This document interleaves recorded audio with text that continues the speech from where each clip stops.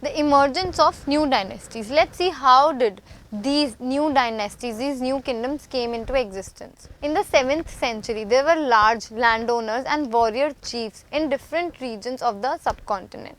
The kings at that time often recognized them as the subordinates or samanthas. So these large landowners or warrior chiefs, they were known as the samanthas. So they were just subordinate to the kings who used to rule at that time. So, for example, the Rashtrakutas in the Deccan, initially these were the subordinated to the Karnataka Chalukyas. So, there was a Chalukya dynasty which was based in then Karnataka region, and their subordinate were the Rashtrakutas. So, in the middle of the 8th century, Danti Durga, a leader of Rashtrakuta, overthrew the overlord Chalukya and performed a ritual known as the Hiranyagarbha, literally the golden belly. So by performing this ritual, he became the new emperor or the new king. When this ritual was performed with the help of Brahmins, it was thought to lead to the rebirth of the sacrificer as a Kshatriya. So whoever was performing this, he was now taking a rebirth as a Kshatriya, even if he was not one by birth. So the Kshatriyas, they were the only people who were supposed to be king and rule an empire. So if you were not belonging to that particular caste, so you were supposed to perform this Hiranyagarbha ritual in order to take a rebirth as Kshatriya.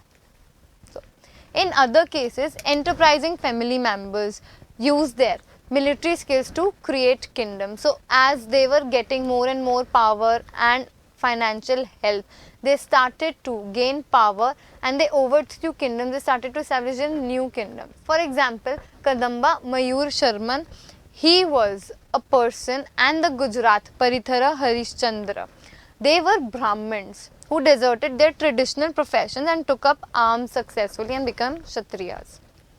So, administration in the kingdoms. As we saw that new kingdoms are emerging from smaller subordinate kingdoms, new kingdoms are being established. So what was administration like in these kingdoms? Let's see.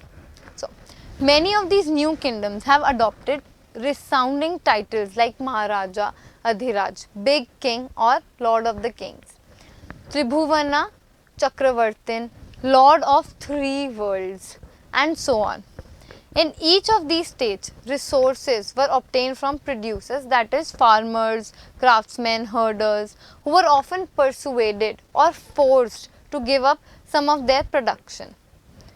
Sometimes these have been claimed as rent because of the lord who claimed to be owning the land. So these people who were working on the land, they did not actually own the land, it was owned by the lord or the king, and they had to pay rent, and this rent was in the form of their produce. Revenues also came from merchants.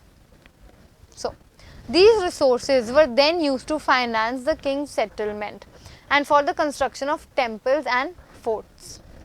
They were also used in fighting wars. So if there was a battle or a war against another kingdom, so these resources, revenue, fruits, produce, these things were used in order to support an army. They were also used for acquisition of wealth. Wars became a medium to acquisite or to collect wealth of other kingdom or to seize the wealth from another person in form of plunder, and access to land as well as trade routes. Officials in charge of collecting income were generally recruited from influential families and positions were often hereditary.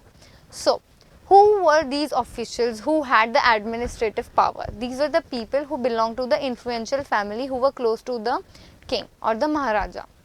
And the position which was held by one person, usually it was transferred to his heir. So that is true for the military too. So the transfer of title from one person to its generations to come, this was also in the military. In many cases, the king's relatives performed these functions. So it was not just any common member, they were usually people who were close to the king.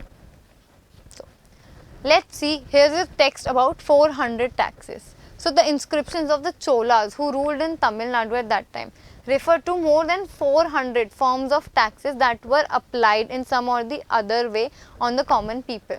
The most frequently mentioned tax was not in the form of cash but in the form of forced labor. So that is known as veti. So, and kadambi or land revenue. There were also taxes on thatching the house, like making a house, the use of ladder to climb a palm tree, a cess on concession to family property, etc. So, can you imagine what kind of absurd taxes they were paying? If you have to climb a tree, you have to pay a tax. So, can you make a list of the taxes that we pay today? There is GST, of course, there is VAT, of course. What other form of taxes?